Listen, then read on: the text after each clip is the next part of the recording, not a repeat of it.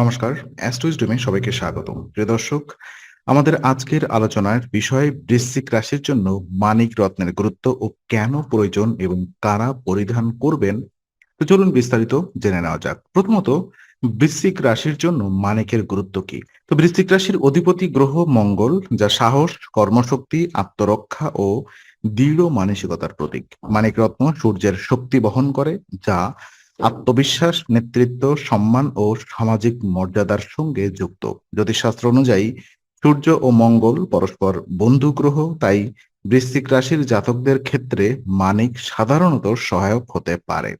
যদি জন্মকুণ্ডলিতে সূর্য অশুভভাবে আক্রান্ত না থাকে, সূর্য শক্তিশালী হলে নেতৃত্বের ক্ষমতা বৃদ্ধি পায়, সিদ্ধান্ত গ্রহণে দৃঢ়তা আসে এবং কর্মক্ষেত্রে কর্তৃত্ব প্রতিষ্ঠা সহজ হয়। সূর্য মঙ্গল বন্ধুত্বের ফলে ব্যক্তির কর্মশক্তি ও উদ্যম দ্বিগুণভাবে সক্রিয় হতে পারে। যারা সম্মান, পদমর্যাদা বা সামাজিক স্বীকৃতির অভাবে ভুগছেন তাদের ক্ষেত্রে মানিক ইতিবাচক ফল দিতে পারে। তবে জন্মকুণ্ডলিতে সূর্য যদি ষষ্ঠ, অষ্টম বা দ্বাদশ ঘরে দুর্বল অবস্থানে থাকে কিংবা শনি রাহু দ্বারা আক্রান্ত হয়, তাহলে মানিক পড়ার আগে অবশ্যই জ্যোতিষীয় বিচার প্রয়োজন। সঠিক কুণ্ডলিতে মানিক বৃশ্চিক রাশির জন্য শক্তিশালী ফল দিতে সক্ষম। তো এই রত্নটি আমরা ভিডিওটি দেখাবো। আমাদের ট্রাস্টেড সেলার, আপনারা চাইলে ওয়ান ক্লিকে সেখান থেকে নিতে পারেন, অথেন্টিক প্রোডাক্টটি পাবেন। মানিক কেন প্রয়োজন হতে পারে জানেন? তো বিশেষ করে মানিকরত্ন মূলত সূর্যের শক্তি বৃদ্ধি করে, যা ব্যক্তিত্বের দৃঢ়তা, আত্মসম্মান ও নেতৃত্বের গুণ উন্নত করে। ওদিকে বৃশ্চিক রাশির জাতকদের ক্ষেত্রে যদি আত্মবিশ্বাস কমে যায়, সিদ্ধান্ত নিতে দ্বিধা তৈরি হয় বা জীবনে বারবার বাধার সম্মুখীন হতে হয়, তবে জন্মকুণ্ডলী বিচার করে মানিক উপকারী হতে পারে। যারা কর্মক্ষেত্রে সম্মান পাচ্ছেন না, ঊর্ধ্বতন কর্তৃপক্ষের কাছ থেকে স্বীকৃতি মিলছে না বা কর্তৃত্ব প্রতিষ্ঠায় ব্যর্থ হচ্ছেন, তাদের জন্য সূর্য দুর্বল হলে মানিক সহায়ক ভূমিকা রাখতে পারে।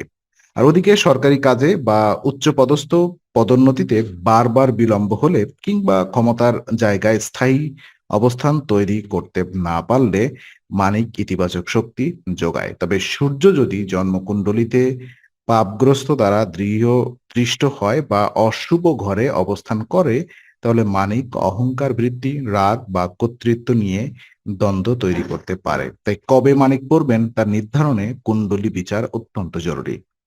তো হ্যাঁ, এই মানিক রত্নটি আমরা ভিডিওতে লিংক করে দিব আমাদের ট্রাস্টেড সেলারকে। আপনারা চাইলে সেখান থেকে প্রোডাক্ট নিতে পারেন। ওদিকে কোন পেশার লোকজন এটা পড়বেন?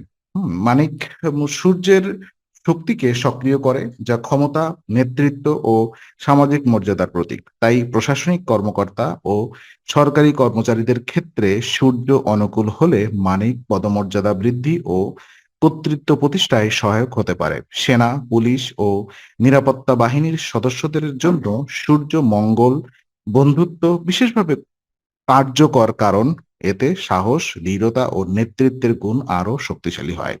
রাজনীতি বা নেতৃত্বমূলক দায়িত্বে থাকা ব্যক্তিদের ক্ষেত্রে মানিক জনপ্রিয়তা, আত্মবিশ্বাস ও জনসম্মুখে প্রভাব বাড়াতে সাহায্য করতে পারে।